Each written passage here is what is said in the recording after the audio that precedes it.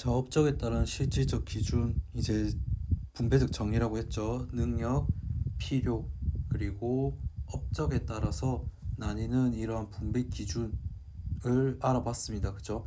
앞에서 알아보고 기출문제 2개 풀었습니다. 그러면은 기출문제 나머지 2개 더 있으니까 그거 풀어보고 해석해보는 시간 가져보도록 하겠습니다. 자, 첫 번째 문제입니다. 그림에서 교사가 제시한 과제에 대해 옳게 답한 학생만을 고른 것은 교사의 질문 한번 읽어볼까요? 다음 사례와 같이 분배가 이루어졌을 때 생길 수 있는 문제점, 단점입니다. 그죠? 자, 그러면은 보기를 보고 어떠한 분배적 기준이 이루어졌는지 알아봐야겠죠. 그죠? 자, B가 힘을 모아 10개의 재화를 생산했는데 A, B 기여도가 각각 3과 2라면 그에 상응하게 A는 6개, B에게는 4개를 분배한다. 자, 이거 어떤 분배 기준에 따른 분배가 이루어진 걸까요? 기여도가 뭐죠? 기여도? 결국 결과죠. 그죠? 기여도는 결과라고 볼 수 있습니다. 어떤 일을 할 때 무언가 이 사람이 얼마나 기여를 했는가, 그래서 어떠한 결과가 나왔는가를 보는 게 기여도이기 때문에 기여도는 결과라고 볼 수 있습니다. 자, 결과를 분배 기준으로 잡는 분배는 어떠한 분배였을까요? 그죠? 업적에 따른 분배였습니다. 자, 그러면은 교사가 제시한 사례에서는 업적에 따른 분배가 나온 거죠. 그죠? 그러면은 업적에 따른 분배의 단점에 대해서 값의 병정 중에 골라야겠죠. 그죠? 자, 값 먼저 보겠습니다. 열심히 일하려는 동기가 약해질 수 있어요. 이거 아니죠. 그죠? 자, 동기가 부족하다는 거는 어떤 분배 기준으로 한 분배의 단점일까요? 그죠? 필요입니다. 필요.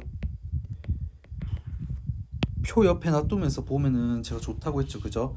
자, 필요에 따른 분배가 왜 노력을 통해 업적을 쌓으려는 동기가 부족해지냐라고 제가 지난 시간에 설명을 드렸었죠. 그죠? 자, 또 한번 예를 들겠습니다. 기초수급자 매달 100만 원씩 받는다고 칩시다. 이 100만 원으로 생활하는데 생활에 크게 불편한 게 없어요. 이제 밥도 잘 챙겨 먹고 뭐 옷도 입고 하니까 이 기초수급자가 굳이 뭐 밖에 나가서 열심히 살아야 할 이유가 없는 겁니다. 그렇기 때문에 이러한 이유 때문에 동기가 부족해질 수 있다라는 거는 결국 필요에 따른 분배의 단점이라고 볼 수 있죠. 자, 그러면은 갑의 경우 틀렸습니다. 자, 을 한번 볼까요? 사회적 약자에 대한 배려가 부족해질 수 있다. 정답이죠. 이거 업적에 따른 분배의 단점 중에 하나라고 제가 설명했습니다. 왜 그러냐? 업적에 따른 분배는 결과를 봅니다. 그죠? 결과를 보는데, 자, 사회적 약자가 있고 뭐 강자라고 표현하겠습니다. 그냥. 자, 이 둘은 결과를 낼 때 동등하게 낼 수 있을까요? 환경이 다르죠. 환경이. 돈으로 예를 듭시다. 강자는 돈이 많습니다. 그죠? 약자는 돈이 적은 게 이제 돈으로 기준을 나누었을 때 강자와 약자가 될 수가 있겠죠. 그죠? 자, 그러면은 애초에 이런 환경, 즉 가지고 있는 돈이 다르면은 결과를 똑같이 내기가 힘들죠. 그죠? 그렇기 때문에 사회적 약자에 대한 배려가 부족해질 수 있다는 말은 업적에 따른 분배의 단점이라고 제가 설명을 했습니다. 자, 그다음 병. 과열 경쟁 유발의 부작용이 발생할 수 있어요. 이것도 맞죠? 업적에 따른 분배의 단점 2가지입니다. 여기 을하고 병이 말한 거지만 사회적 약자에 대한 배려 부족 우려가 발생할 수 있고 과열 경쟁으로 인한 구성원 간의 사회적 갈등 우려가 있다고 표에 나와 있습니다. 앞 시간에 설명한. 자, 과열 경쟁 유발의 부작용이 발생한다. 과열 경쟁, 그죠?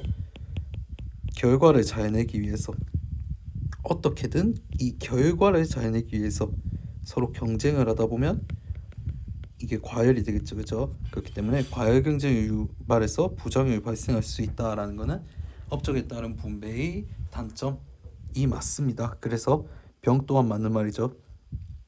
자, 정을 한번 자세히 볼까요? 정의 한 말.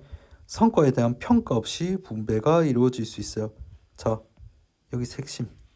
평가가 없다. 평가라는 게 뭘까요? 결국 어떠한 일을 결과라고 볼 수 있겠죠. 어떠한 행위가 이루어졌을 때, 다 끝났을 때 이것을 평가하죠. 그죠? 결국 어떠한 결과를 나타내느냐를 보는 겁니다. 그렇기 때문에 여기서 보면 평가 없이라고 했죠. 평가 없이는 결국 결과가 없다는 소리입니다. 그렇기 때문에 정의 말은 틀렸다고 볼 수 있죠. 자, 그렇기 때문에 교사가 제시한 과제에 대해서 옳게 답한 사람은 을과 병이 됩니다. 그렇기 때문에 정답은 3번이라고 볼 수 있습니다. 자, 마지막 기출문제 보겠습니다.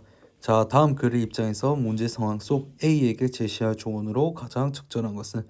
자, 우선 글을 한번 읽어볼까요? 타고난 신체 조건뿐만 아니라 사회적, 경제적 환경의 차이에 따라 능력과 업적의 차이가 나기 때문에 능력과 업적만을 기준으로 분배하는 것은 불공정하다.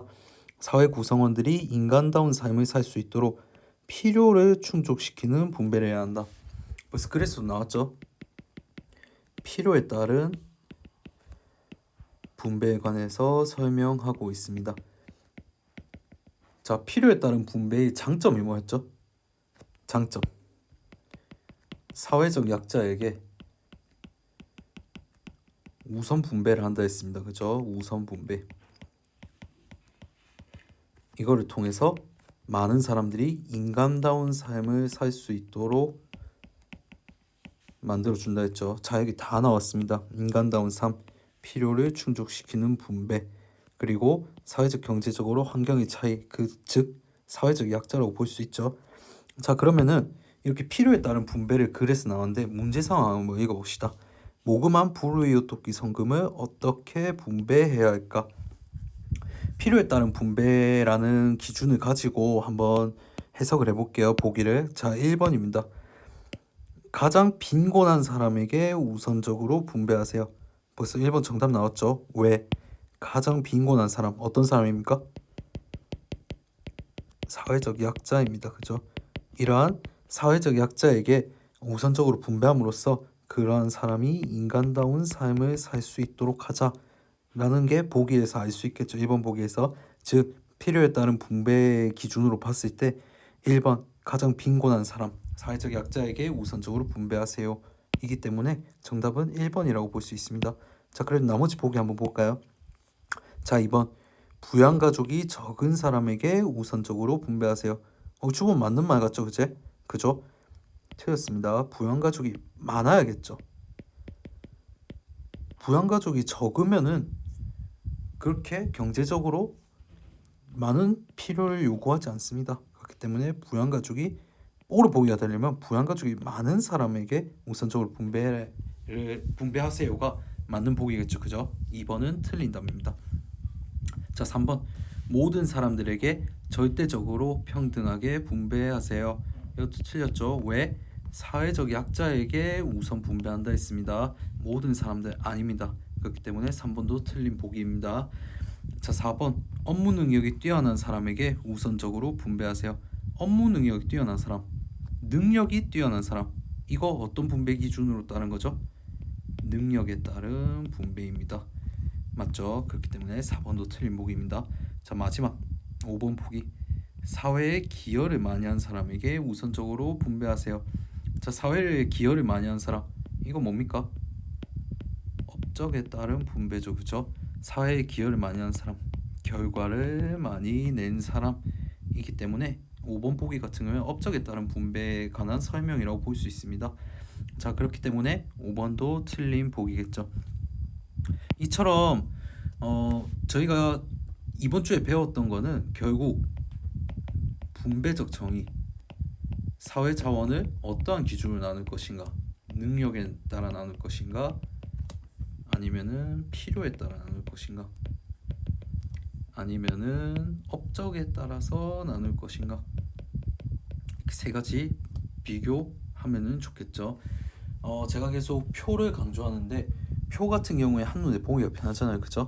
그 표를 통해서 뭐 어떤 분배 기준으로 나누느냐? 분배 기준 그리고 장단점 각각의 분배 기준에 따른 예시 이렇게 알아두면 좋을 것 같습니다. 이것으로 강의 마치도록 하겠습니다.